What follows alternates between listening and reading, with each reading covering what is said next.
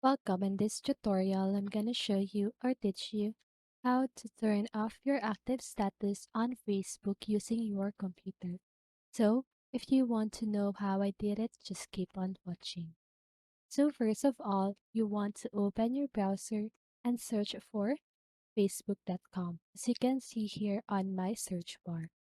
And now just go ahead and log in your account.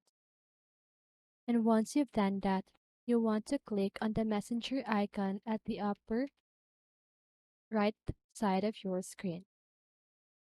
And now, I want you to do is to click on these three little dots, and here you can see the active status section.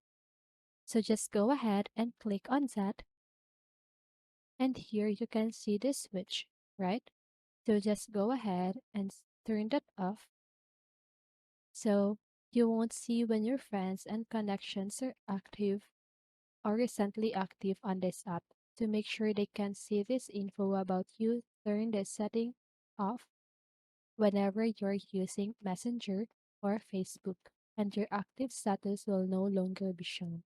So just go ahead and click on save, and that is how you do it.